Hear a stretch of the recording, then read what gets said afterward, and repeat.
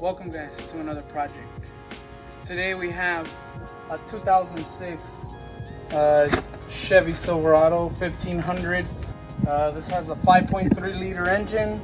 We're going to be changing the water pump on this one again because it went bad again. And this is a AutoZone water pump. What is it called? Duralast. So we're going to be getting started. I'm going to be taking off the suction right now, the cover, and start removing the belt. Thank you, Dad. That's my dad, by the way. Man, it's hot. So yeah, I'm gonna start getting everything done, and so yeah, let's get started. Alrighty guys, so we're gonna start removing the stuff. Gotta take off the cover, 8mm. Now we're gonna take the intake off.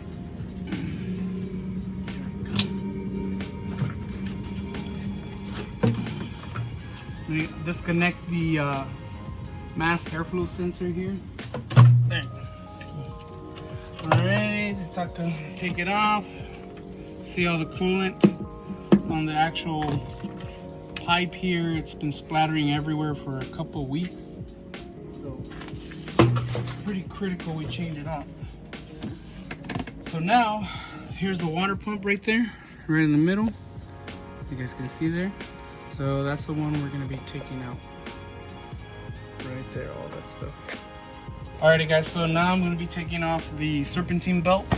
So Jared, we can get right here where I'm gonna put the wrench. Just gonna loosen it and pull the belt off. And that's that. I just replaced the air conditioning belt. And I'm having a suspicion that because the water pump is leaking, the serpentine belt kind of flew off the I'm sorry, not the serpentine belt, but the air conditioning belt flew off of the actual thing down there. So I'm suspicious of that. Alright, so now I'm going to be removing the belt tensioner from the water pump. So I'm going to start doing that.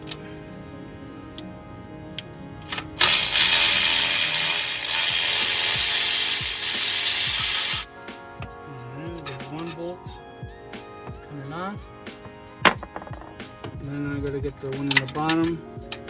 I've already replaced the belt tensioner once.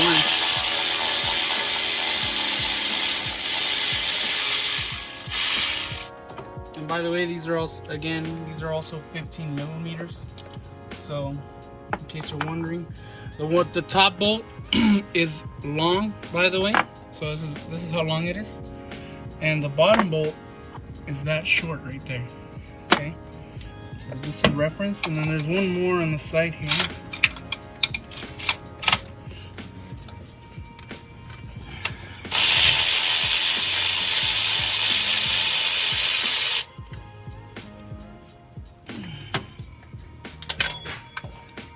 Alright, so there's a belt tensioner, and then there's one more right on the bottom of it right there, and that's a long bolt as well. So 2 long, 1 short. And there it goes. So now let's go ahead and start removing the hose.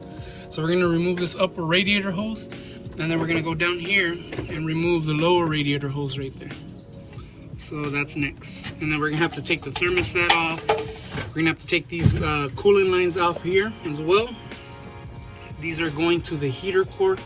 So we're gonna not replace this, but we're gonna take these off as well.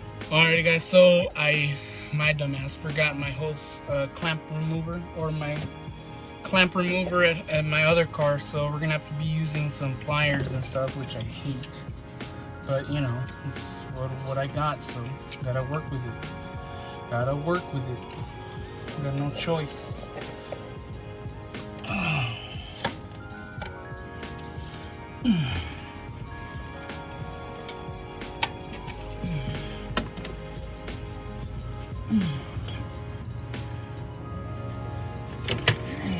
So there goes one.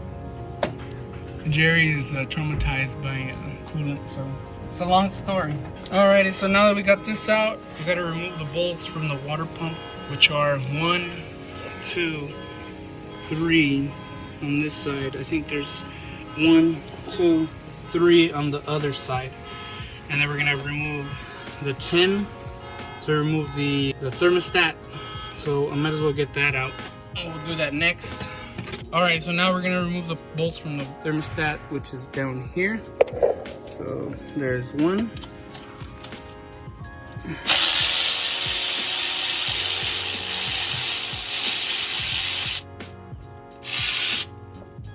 Alrighty, so we took out the bolts from the thermostat. Here's the thermostat. I've replaced this as well too. So we're probably gonna have to, I don't know if I should change it or not. It looks kind of rusty. Nah, it should be fine. Alright, so now we're gonna remove the hose clamps from the heater core right there. Alrighty, so now we've got the heater core hose off, but unfortunately this one cracked with removing it. So that's gonna be a bummer. So we're gonna have to replace the hose as well. So now let's take out the water pump.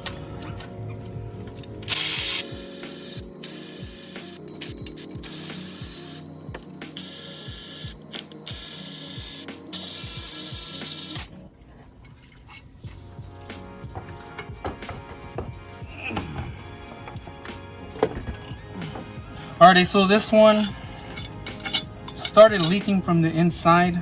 So it's just 6 bolts, guys. So it started leaking from in here. There's a little hole on these water pumps. And usually they start leaking either that or from the front spindle of the water pump. So we're gonna have to take that out. We're gonna take this back to AutoZone. Get our money. All right, so we're back from AutoZone. We do have the hose, the heater core hose. This thing is hell of expensive. This one's 41 bucks. $41.99. Good thing is we had that $20 credit. So we got it for 30 something. And yeah, we gotta replace that stupid thing. That stupid hose. It's a dumb design too. So yeah, we're gonna have to take it out from there. What I'm gonna do is probably just cut the hose and then just attach it with the secondary hose and clamp, because I don't know, it doesn't look like you can remove that hose from the system. So yeah, that's what I'm gonna have to do. Alright, so now I'm gonna remove the hose clamps from the reservoir. I hope the reservoir doesn't break because it's plastic.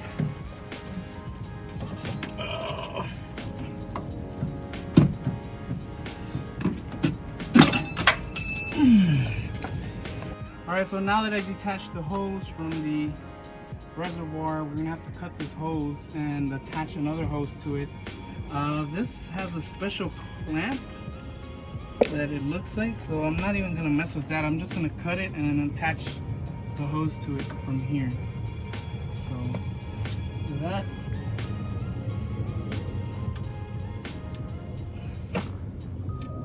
I should just replace the hose, but because it's a special connector, I don't even want to mess with it. So yeah, you can see where it broke right there.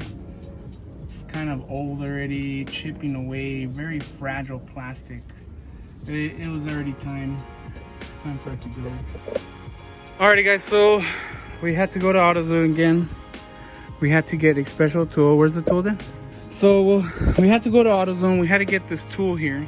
This is an OEM tool. What is it? 24681. It's just a general disconnect tool. And what we had to do is, you see the hose right there? So we had to get this, put it behind the hose. And the hose, where's the old one? So here's the joint right here. And so you have to get it behind the hose. Hold it. Like that. Get behind the hose, insert the clamp, and push in. And this opens the hose so you can slip it out of the tool. So this is what you need. So what we're gonna do now is that we're not gonna put these back on because these fail a lot and they crack. And right now it's already starting to leak. You can see it on the firewall. So what we're gonna do is just put the hose onto the heater core and just tighten it down. Alrighty guys, so this is what we got so far. The heater core hoses are attached and we've already got them clamped down. These ain't going anywhere. So this is the new heater core or heater core hose. This is from AutoZone. This is a Continental. So this is the joint that broke right here. So yeah, let's time to put on the water pump. What I'm gonna do is clean up the mating surface for the water pump so that it doesn't leak. Just using a razor blade, getting off all that old gasket material that's left over, any rust. Just clean it up. So if you don't do it, guess what? It's gonna leak. And then you're gonna have to do this jump all over again. All right guys, so we're gonna install the water pump and that's holding it right now. So we got the screws in here just to hold the gasket up. And we have the gaskets on. Mating surface is cleaned. And yeah, let's put it on.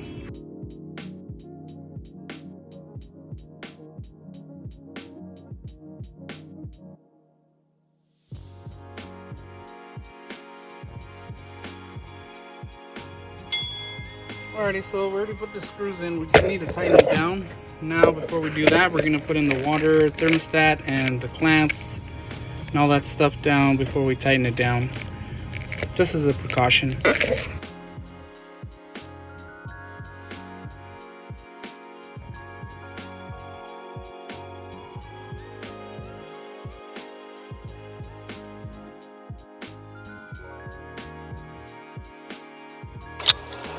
Alrighty guys, so far what we got is we changed the heater core hose or the clamps over there. So we put regular clamps to the heater core.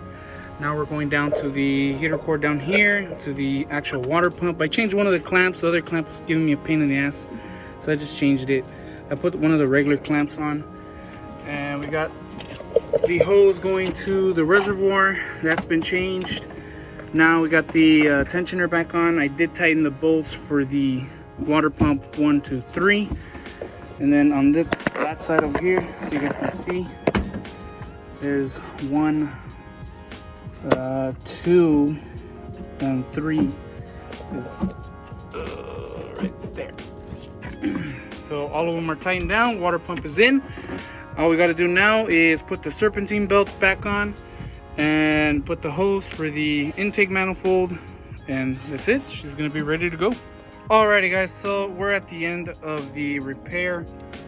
Finally tightened all the bolts down. We put the serpentine belt, we put the tensioner back on, serpentine belt back on, and then after we just put the whole intake system back on with the master flow sensor and just tighten everything down. So in today's repair, we got new water pump, which is down there. You can see it, nice, bright and shiny, brand new water pump.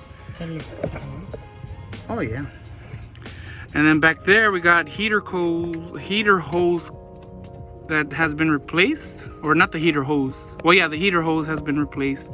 One of them we left, but we took off the joints that GM uses, and we just tightened it down onto the actual thing. So this is where it actually failed. As you can see, cheap plastic inside. So that's what failed. Now we're just adding the coolant and we're gonna start it up right now. So here we go. Alrighty, so Dad started it up and no leaks coming from the water pump. Belt's kind of squeaky because it has coolant on it, but it'll dry up soon. Everything's back up and running. Now I just gotta fill this baby up with more coolant.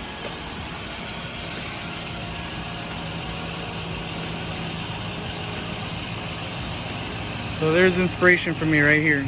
This is the man that inspired all my repair videos and everything else. What happened? Okay, this is the where if it comes out, it'll leak out through there.